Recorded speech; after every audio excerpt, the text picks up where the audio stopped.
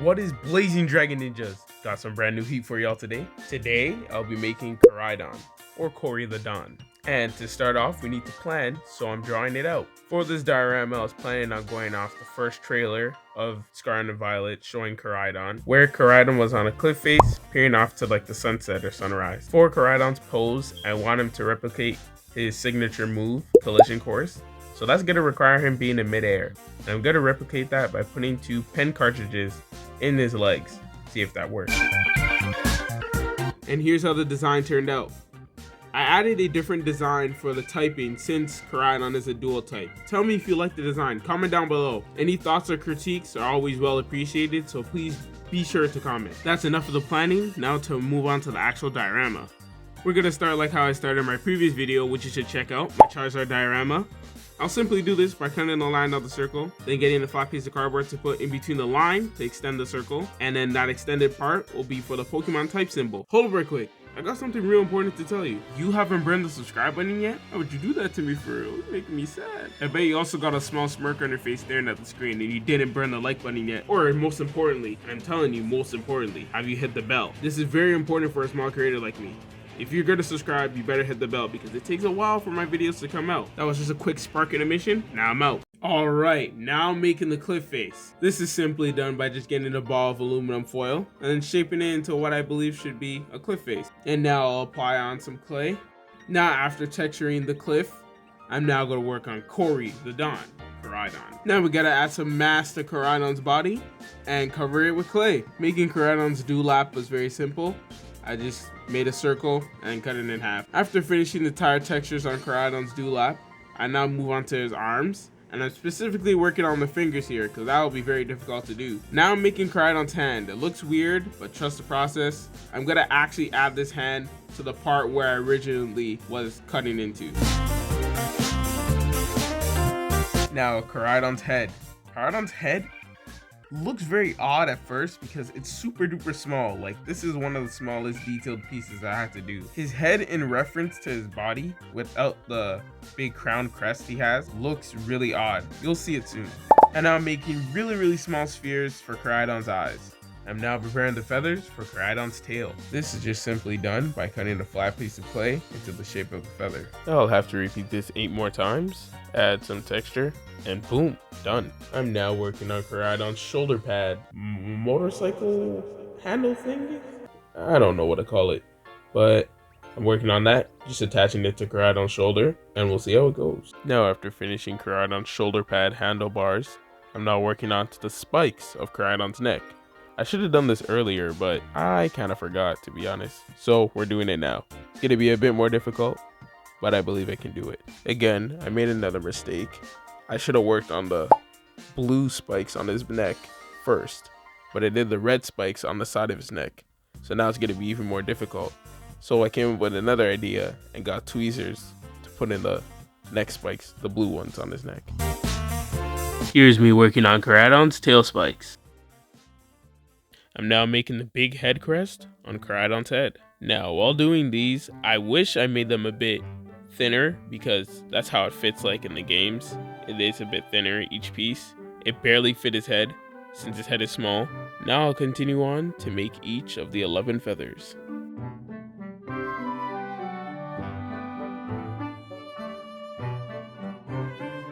So instead of me just gluing each piece of the feather on his head one by one, I came up with a better idea and glued it all together and put it on his head all at once. Okay, time for me to plan the wings, aka Koraidon's eyebrow wings. So I'm gonna go over it with pencil just to get the common shape of it and so I can tweak the designs of anything. And when it's finalized, I'll be able to go in with a marker. I really wish I didn't have to use this thick permanent marker. The paint had a really hard time getting through to cover it, and that just made it a lot more difficult than it needed to be. And now to finish it off, just get that last snip, and need 2 of those. So we'll duplicate it. Boom. Check it out. There's 2 right there. Now after doing some magic, I'm gonna use some lead soldering wire since I don't have armature wire. and I'll use that as basically the bone for the wings. The wire will make me able to position the wings in any position that I need it to be. Now I'll just use glue gun to go over where the wire is. This will offer obviously a more realistic look because obviously that's where the quote unquote bone is, and I will just thicken up there because the whole wing can't look like thin paper. So obviously I bulked up the front to give it that appearance. Now here I am testing out whether or not my idea worked out. I wasn't too sure if it was gonna work. It did bend and stay in place. I was really happy when that happened. Now, glue gun simply won't just be enough to fill in this effect. I have to make sure it's smoothing out and looks well integrated within the wing. And to achieve that, I'll have to use a welding iron. It's time to work on the emblem. First, I'll just flatten out a piece of clay. Then I may get to designing.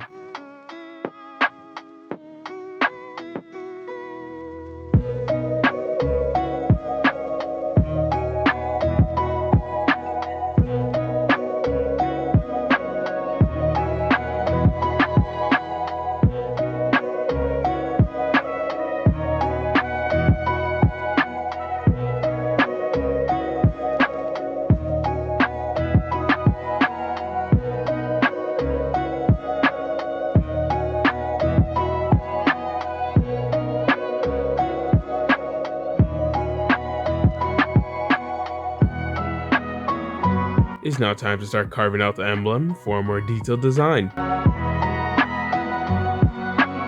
It's now time to cut out the emblem. Now I'm working on the fist, and I have to integrate it within the dragon.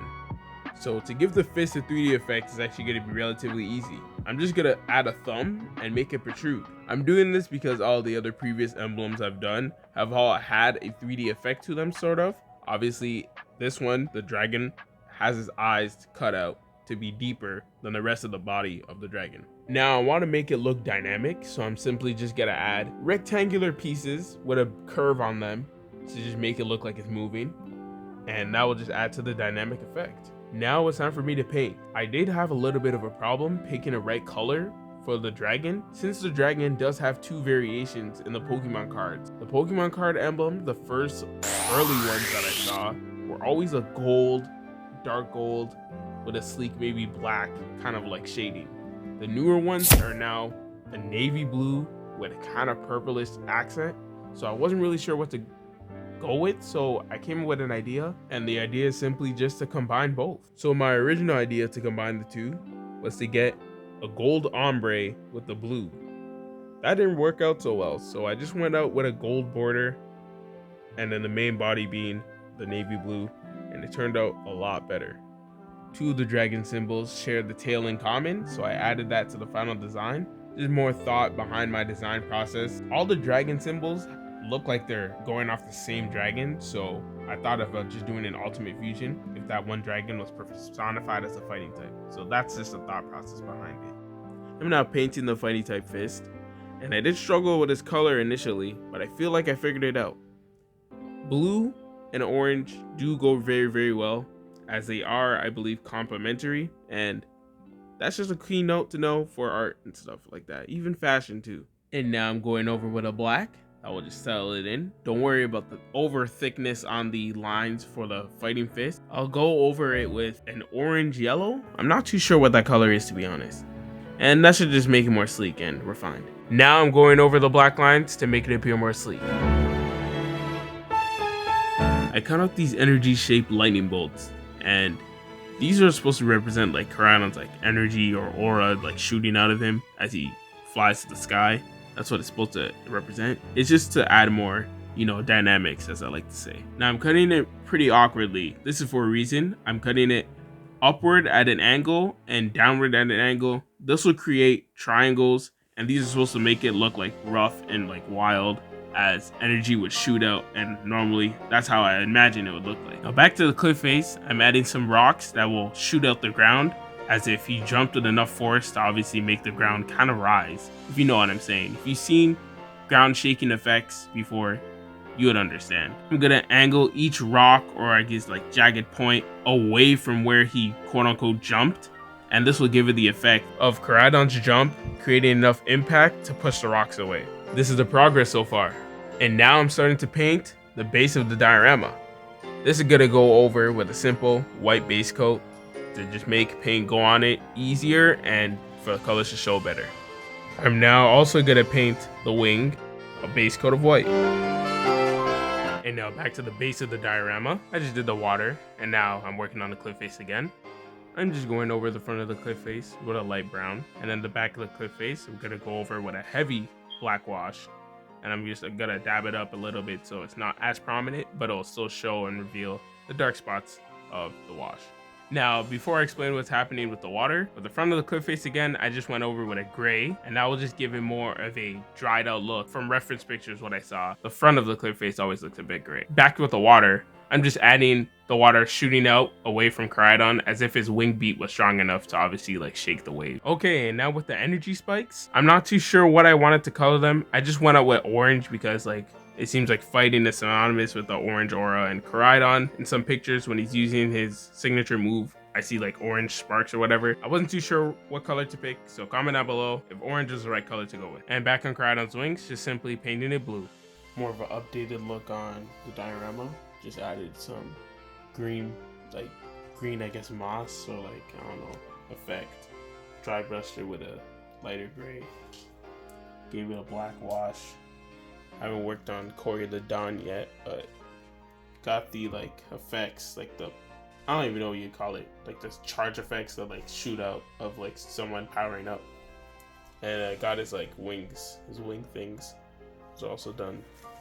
Yeah, quick update. Now we're moving on to Koraidon. I'm just gonna go right ahead and just give Koraidon a red or orange coat all over his body, other than the certain spots where obviously it doesn't have any red or orange on it. This also happened while I was painting. The perils of working with air dry clay. I'm now painting Koraidon's tire dewlap. Normally, most artists do not start with a black. This isn't a pure black. I did add a little bit of white, so it's just not as flat, but it's still recommended that we just don't paint with just straight black, but who says I'm the greatest artist? I'm now gonna give Koraidon's feathers on his head a coat of white.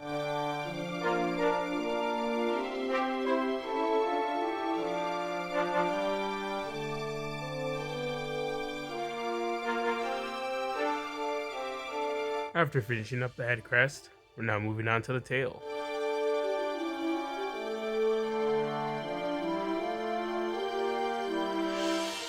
Now working on Koraidon's tire dewlap, just painting it white on the sides.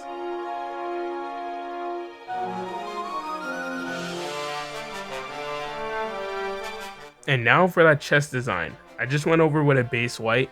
I'm really gonna refine it with like a toothpick. Now working on the shoulder pad handle grips.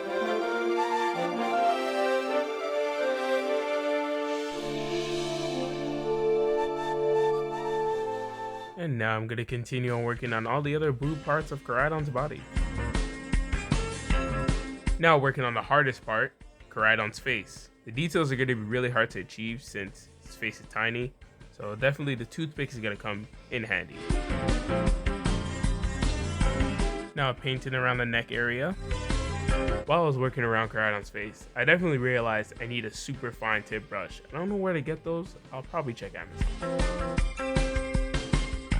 And as you can see, I just added some details onto Koraidon. Now I'm working on more markings, the white markings around his body. You can see I added some pink and the red around the tires.